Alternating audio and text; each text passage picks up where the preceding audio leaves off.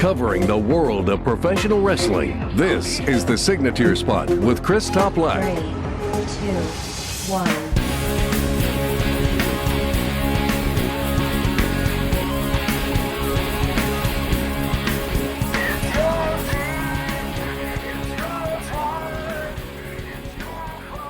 I greatly appreciate you listening to yet another episode of The Signature Spot with Chris Toplack. It always means the world to me that you like, subscribe, and of course, tune in. We're going back to the basics today.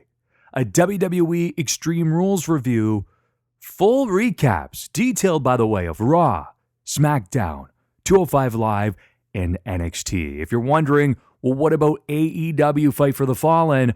I actually did a completely separate episode that was posted about an hour following the event. You can listen to that on YouTube, Spotify, iTunes, Stitcher, Google Play Music, Spreaker, wherever you listen to this podcast. It is there. If you caught it already, hope you enjoyed it.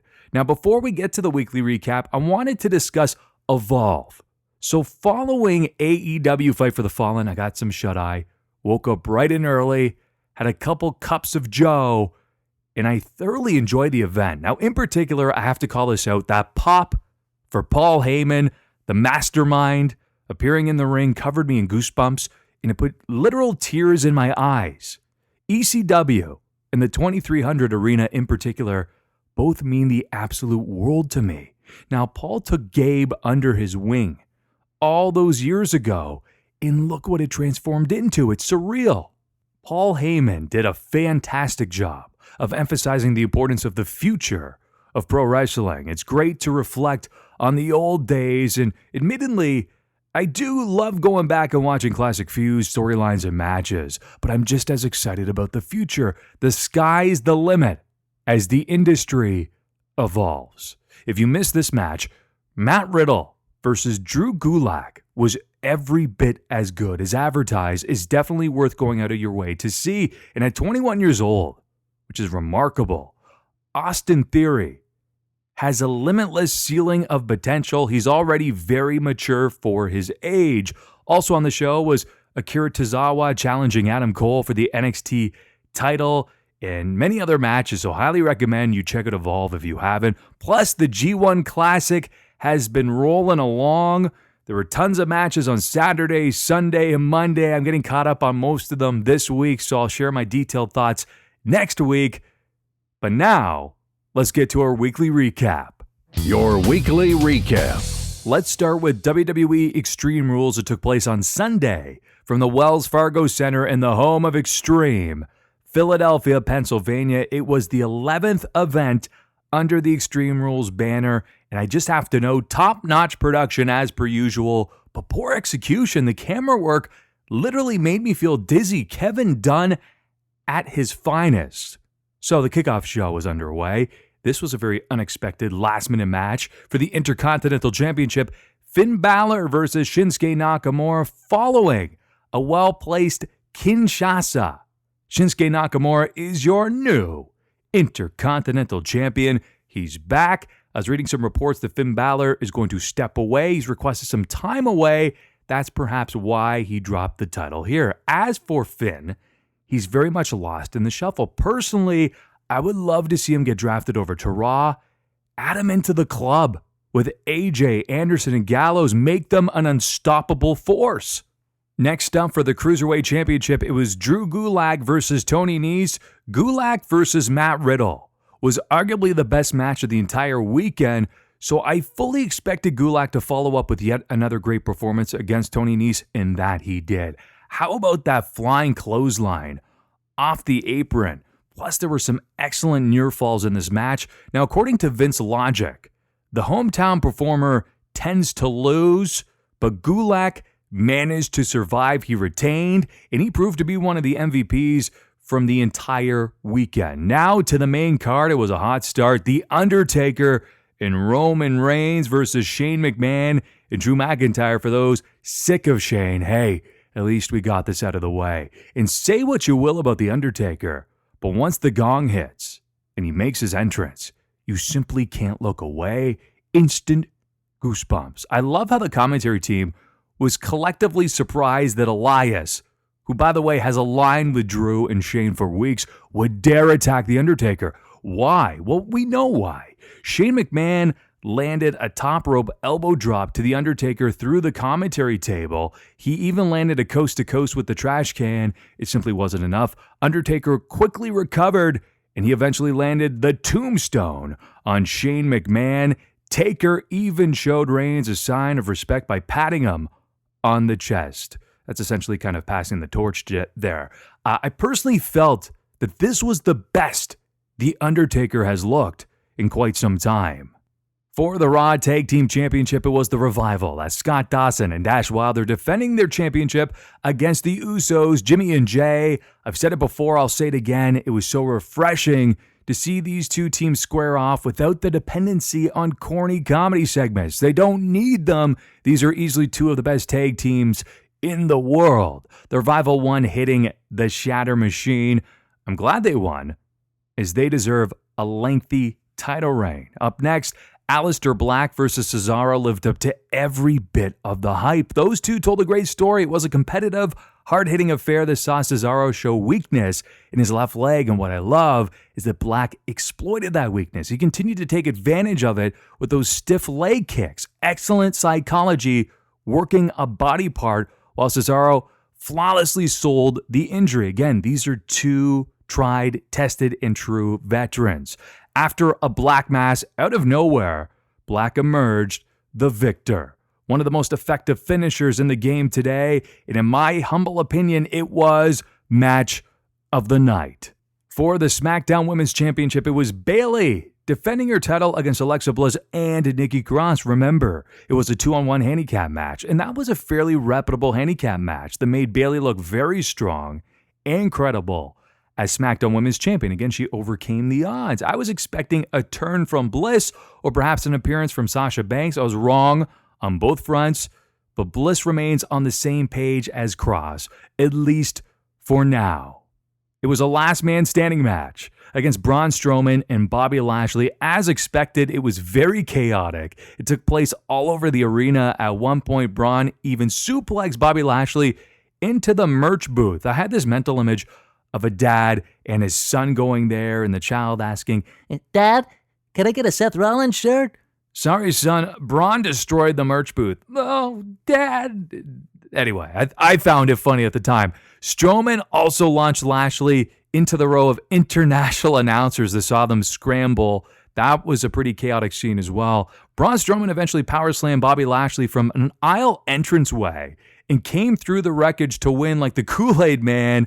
Once again, he was positioned as a monster. I can definitely get behind that. Was it devoid of selling? Of course. But those two men provided us with relentless offense, and it was extremely enjoyable. By the way, there were a lot of matches on this card. For the SmackDown Tag Team Championship, Daniel Bryan and Rowan versus The New Day versus Heavy Machinery. All teams looked good as expected in this match, and the crowd really got invested towards the latter half of it. The New Day landed Midnight Hour to Daniel Bryan to become the new SmackDown Tag Team Champions. This marks their 6th title reign. I truly wonder if Daniel Bryan goes back to his singles run. Both Heyman and Bischoff are big fans of him, so the possibilities are endless. For the United States Championship, it was the one and only Ricochet versus the phenomenal one, AJ Styles.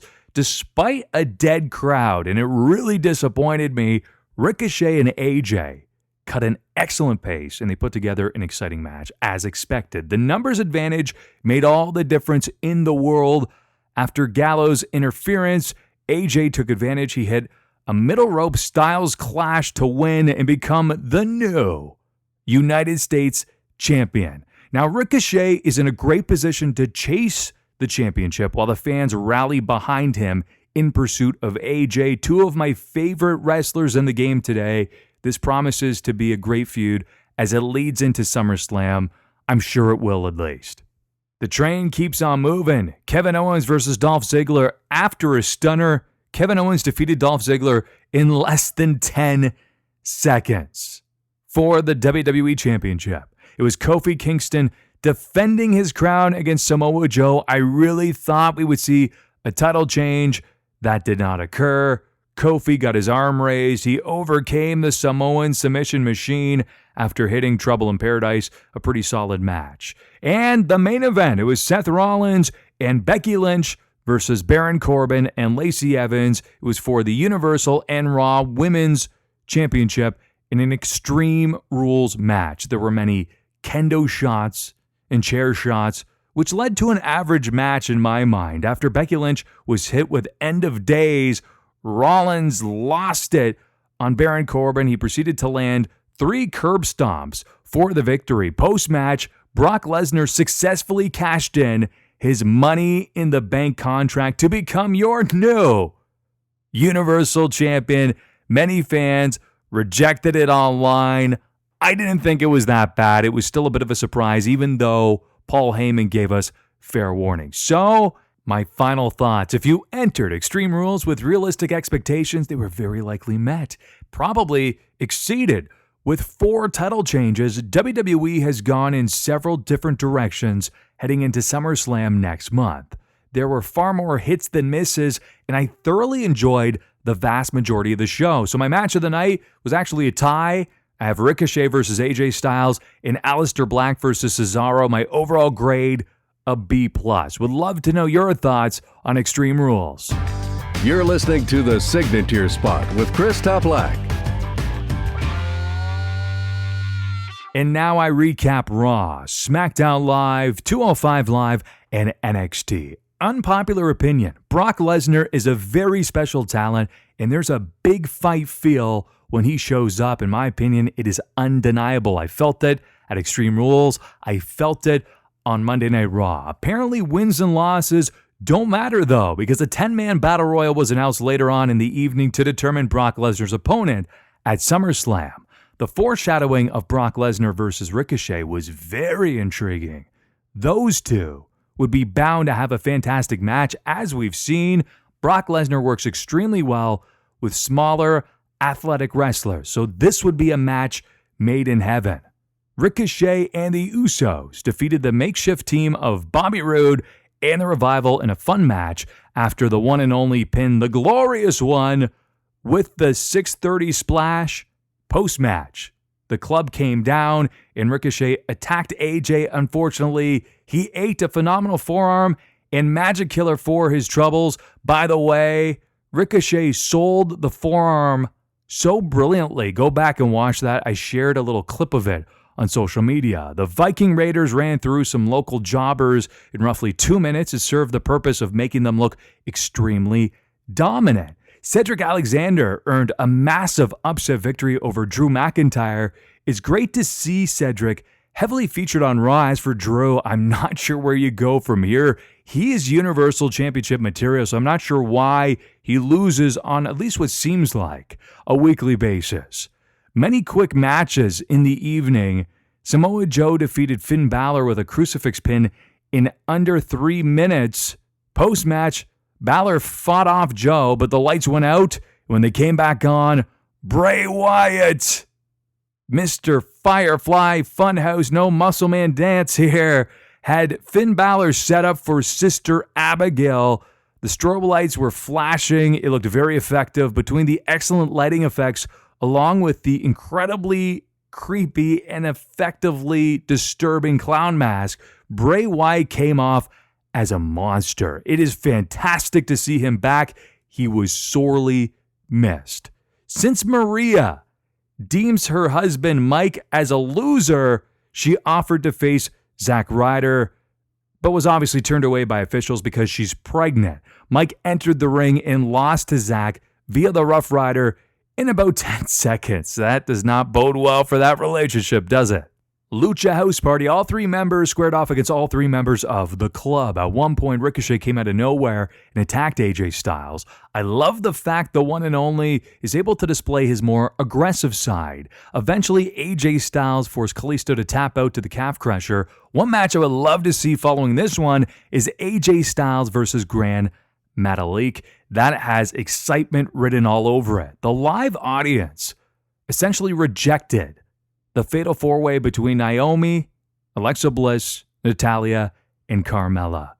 Natalya eventually forced Alexa Bliss to tap out to the sharpshooter to earn a shot against Becky at SummerSlam. I have nothing but respect for Natalya, but her time as a main eventer in the women's division has come and gone. As for Alexa Bliss, it's clear the audience is sick of her overexposure. Her matches are lackluster and her segments rarely hit the mark. The match overstayed its welcome and went on for far too long, if you ask me. As for the post-match promo between Becky and Natalya, it was surprisingly stronger than I initially expected. Ziggler joined Miz on Miz TV and essentially asked why The Miz no longer gives a damn anymore and simply panders to the audience now. In response to that, The Miz noted that he would rather not be on a pay-per-view than lose in 17 seconds to Kevin Owens. Dolph Ziggler noted that was Goldberg bad. Then the two briefly fought. I'm sure it's leading to a feud because they're not going to be tag teaming together, even though I would rather see that. Meanwhile, Drake Maverick was in his hotel room with his wife Renee, ready to consummate the marriage. Room service came in, but the waiter turned out to be a referee, and R-Truth emerged from the food cart to regain the 24/7 championship after landing a crossbody onto the bed and successfully pinning Drake. Corey Graves made a joke about a small package with Renee, and that's Renee Young, cracking up about it on air. I loved that part. Then we had the Battle Royal. Taking part in that was Seth Rollins, Randy Orton, Big E, who was a bit of a dark horse to win the match. I was hoping maybe he could. Braun Strowman, Cesaro, Rey Mysterio, Baron Corbin, Sami Zayn, another dark horse, Bobby Lashley, and Roman Reigns. Brock Lesnar came out with a chair and promptly sat on stage. Now, Big E received arguably the biggest reaction. The crowd is firmly behind him. Seth Rollins eliminated Randy Orton to earn a shot against Brock Lesnar. It's essentially WrestleMania, the sequel, at SummerSlam. Bray Wyatt was far and away the brightest spot on the show. Ricochet and AJ Styles continues to pique my interest. Monday Night Raw got off to a decent start, but took a turn for the worse following the women's fatal four-way. So overall, it was a little underwhelming. SmackDown Live opened with the entire roster assembling on stage for a town hall meeting. They can air their grievances or suggestions. As Shane McMahon acts as the moderator, you know he's not going to be impartial, right? In a taped segment from earlier, Kevin Owens was banned from the building. Now I'm going to summarize this quote-unquote town hall meeting. Roman Reigns said Shane could kiss his ass. Charlotte decided to figuratively kiss Shane's ass, while Liv Morgan called Charlotte out as a phony. Buddy Murphy promised to slap the name out of Kevin Owens' mouth.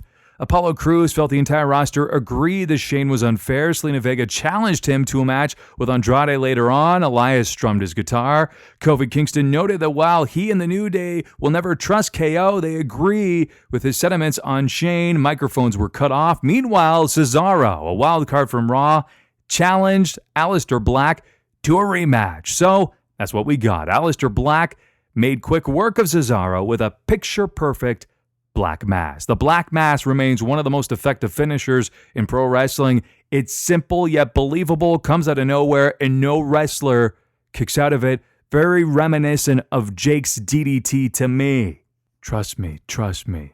Love Jake Roberts. I have to go where I've never been before.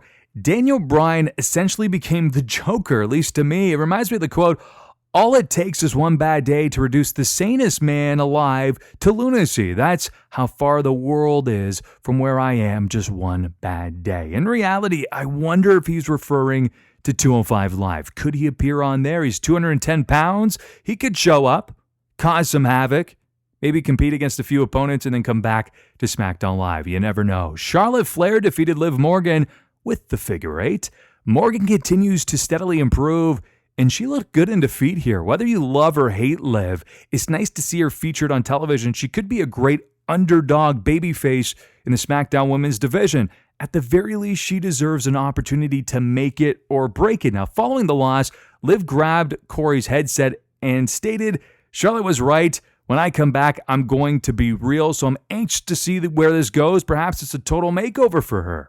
She definitely requires a little independence from the Riot Squad because she still has the same look and the same entrance music. Up next, Mandy Rose and Sonya Deville went up against Ember Moon and a mystery partner.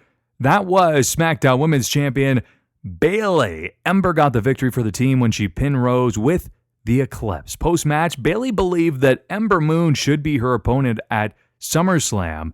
Anyone who listens to this program will know I'm a big advocate of Ember's.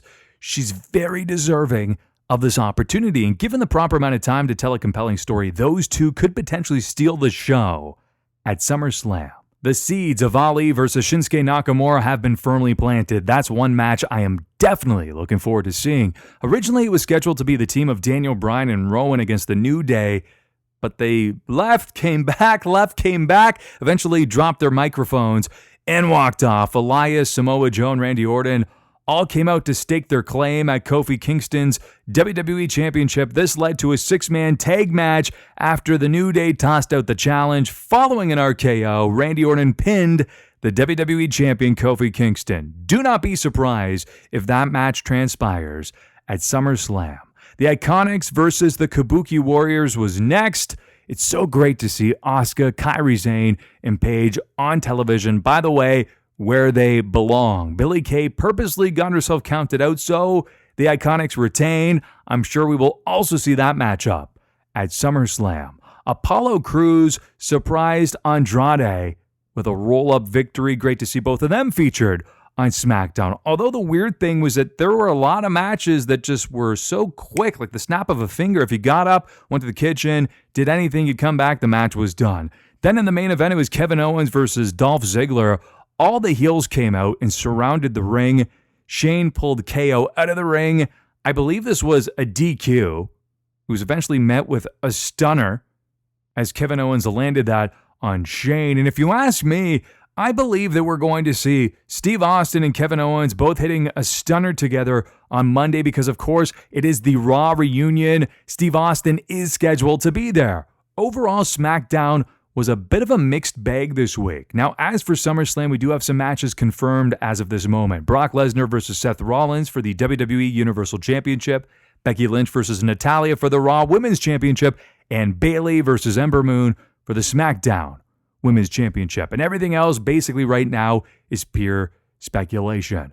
Over to 205 Live, I watched the entire episode, but specifically wanted to highlight Jack Gallagher versus Chad Gable. It was a hard-hitting, yet technical affair that completely held my attention. They were literally exhausted, could barely stand after taking each other to the limit. Gable won following a bridging German suplex. Go out of your way to watch this one. It was one of the best matches in the history of 205 Live. And in my humble opinion, better than any match on Extreme Rules, Raw, or SmackDown. Yes, I'm being biased. Over to my favorite weekly TV show, WWE NXT. Matt Riddle kicked off the show facing Arturo Kahaz, and with each of their MMA backgrounds, the match featured technical grappling, along with scrambling and striking. Riddle won via technical knockout after Arturo was unable to intelligently defend himself. Again, this felt more like an MMA fight than a wrestling match. I'm perfectly okay with that. And then Killian Dane attacked Riddle as he made his long-awaited return to NXT.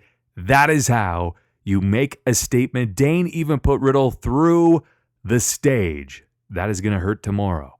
Dexter Lumis, formerly known as Samuel Shaw, came out to an entrance theme that could have belonged in Michael Mann's very underrated film, Manhunter, released in 1986, starring William Peterson, who's actually Grissom on CSI. I digress. His gimmick is supposed to resemble a chilling psychopath. He does it well. His opponent was Bronson Reed. This was part of round 1 in the NXT Breakout Tournament. Reed won with a massive splash from the top rope. He's deceptively agile for his size. He moves to the Final 4 in the NXT Breakout Tournament. Kushida faced a returning Apollo Crews, who received a great reaction from the Full Sail University audience. Very competitive. The rolling armbar from the top rope was easily the most impressive move of the week. It was a barn burner of a match. Kushida forced Crews to tap out to the Kimura lock. I love the fact that you have wrestlers from the main roster coming over to NXT on a more frequent basis. And the Bay Bay Championship Tour continued yesterday Adam Cole showed up wearing his championship gold. He challenged Tawan Tucker, who trains out of Johnny Gargano's old Cleveland training school for wrestling. Cole noted it would be one-on-one, but Tucker mentioned, hey, I didn't come alone. And then all of a sudden, Gargano's entrance theme played. He ran down. They beat the holy hell out of each other all throughout the arena. And at the very end of the show, Gargano forced Adam Cole to tap out. Could we see that at NXT TakeOver in Toronto? That remains to be seen. I will be there live and in person. I cannot wait for that match. And that's a wrap. Quick reminder, Raw Reunion takes place this coming Monday on the show. Just to name a few, Booker T, Diesel, Razor Ramon, Ric Flair, Devon Dudley, Mark Henry, X-Pac, Kelly, Road Dogg, Sid Vicious, Rikishi, Boogeyman, Ron Simmons, Shawn Michaels, Sting, Stone Cold Steve Austin, and Hulk Hogan. As I predicted, I'm sure we will see Stone Cold and KO nail dual stunners at the same time. As always, I appreciate you tuning in. If you would be so kind, tell your friends, family, and of course, fellow wrestling fans to tune in on a weekly basis. And until next Thursday, happy trails to you. Until we meet again. This concludes another episode of The Signature Spot with Chris Toplack. For new episodes, subscribe on YouTube, Stitcher, Spreaker, iHeartRadio, or iTunes. And don't forget to follow The Signature Spot on Facebook for exclusive clips, polls, and opinions.